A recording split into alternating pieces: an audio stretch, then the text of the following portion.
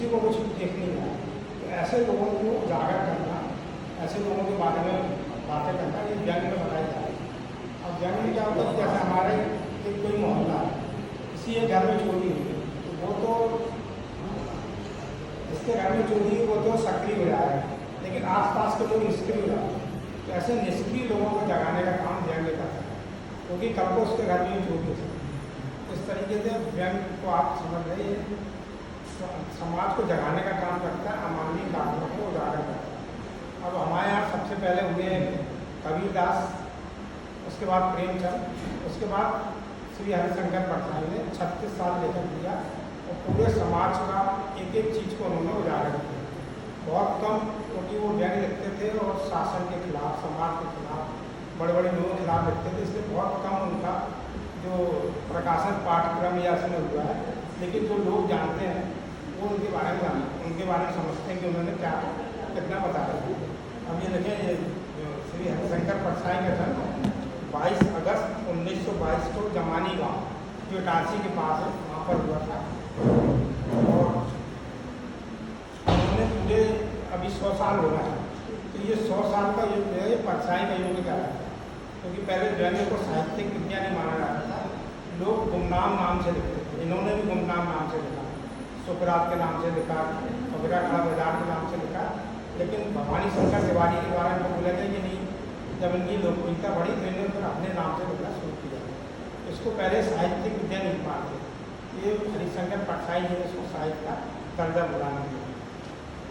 22 अगस्त 1924 को उनका जन्म हुआ था और ये बौद्धा नामक इन्होंने साहित्य पत्रिका निकाली, जो बहुत कम चलती थी, लेकिन उन्होंने उसको चला दिया। और ये कई नौकरी की, इन्होंने मास्टर होने का शौक पढ़ाया।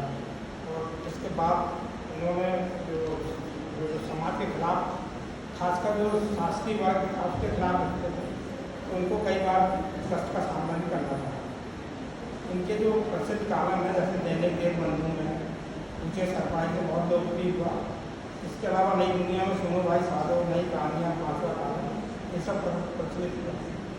इनका पहली रचना 1947 में स्वर्ग से नरक, इसमें धार्मिक पाखंड और अंधविश्वास पर उन्होंने करारा प्रयास किया।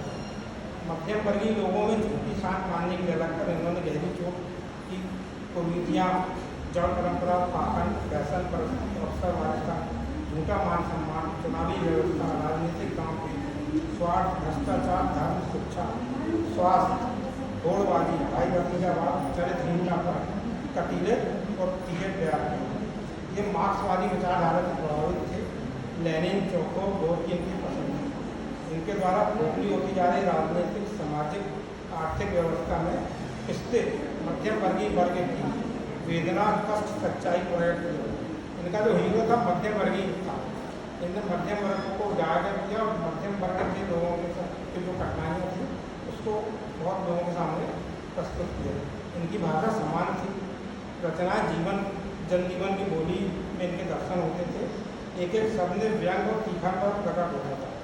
उनकी लेखन की वानगी आप देखिए, इस तरीके देख सकते हैं, वे उस बात को रेखते रहे, मतलब दोहराते रहे। यहाँ पे रेखते शब्द का उपयोग उन्होंने किया है।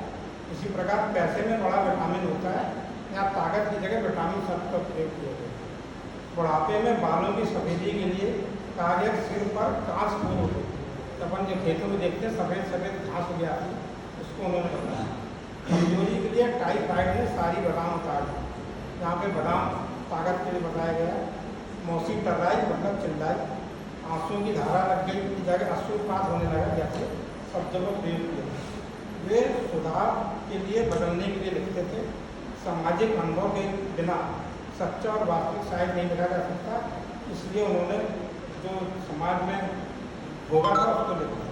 उनका दर्शन था कि ईमानदारी समाज में बेवकूफ़ी का पर्याय बन गई, जिसे बेईमानी का अवसर प्राप्त नहीं है वही समाज में ईमानदार। बेईमानी के पैसे में पौष्टिक तत्व विद्यमान है, रोटी खाने से भी मोटा नहीं होता, चंदा या घूस खाने से मोटा होता है। ये सब सामाजिक अनुभव है, अपन देखते हैं इस चीज़ों को, तो देखते इस चीज़ को हम अनुभव भी करते हैं। उनकी साफगोई निडरता से लिखी बातें मन पर असर, याद, गुण, प्रभाव पैदा करती हैं। वे हल्के मनोरंजन की परंपरागत पद्धति से हटकर साहित्यिक विद्या में लिखते थे।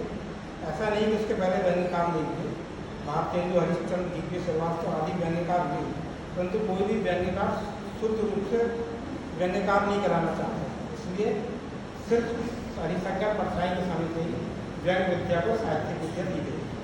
इस चक्रव्यूह को साहित्य विद्या ने तोड़ा। अभाव, त्याग, गर्दिश, संघर्ष में पले बड़े, अत्यंत कठोर, निर्मल, धोबी पछाड़ आदमी थे। वे चूहों पर सोए, मनुष्य सुनवा भिक्षु आंखों में काटा, लेकिन समाज बेचारा पढ़ाई पैदा नहीं कर रहा। व्यंग जैसे गंभीर विषयों को विनोद, हास, माखौल, मजा से जोड़ते, बड़ा मजा आया, अच्छे छक्के छुड़ा दिए, अच्छी खिंचाई की, खाम खींच कर रखी, क्या लिखा बोलती बंद कर दी, क्या बनी थी हवा टाइट कर दी, जैसे प्रमाण व्यंग्यकारों को दिए जाते हैं। जबकि कोई भी व्यंग्य लेखक व्यंग्य जैसी कठोर बात, सस्ती लोकप्रियता प्राप्त करने के लिए किसी को नीचा दिखाने अथवा अपमानित करने के लिए नहीं लिखता। जिस व्यवस्था के सभी शिकार हैं, उस व्यवस्था का वह भी शिकार हो, सब चुप है, उसमें साहस है, ताकत है, लड़ने की हिम्मत है, वह कलम उठा लेता है। व्यंग्यकार, कार्टूनिस्ट, जोकर, मस्करा, भाड़ लोगों की नज़र में आता है, लेकिन वह व्यंग्य लिखता है। व्यंग्य और हास को प्रभावित करते हुए उनका कहना था कि यह तय करना मुश्किल है कि हास कहाँ शुरू होता है और व्यंग्य कहाँ खत्म होता है।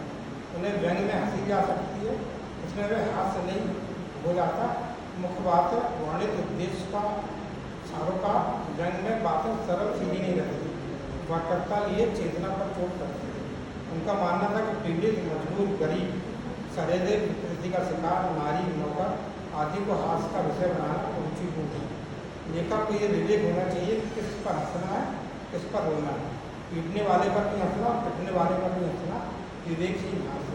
इस प्रकार हरिश्चंद्र परछाई बहुत सी ऐसी बातें लिखी हैं जो समाज में अभी भी चली आ रही है, और आप लोग इसको पढ़ेंगे।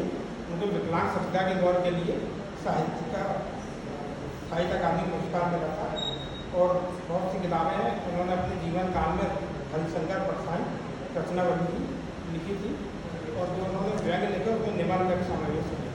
धन्यवाद।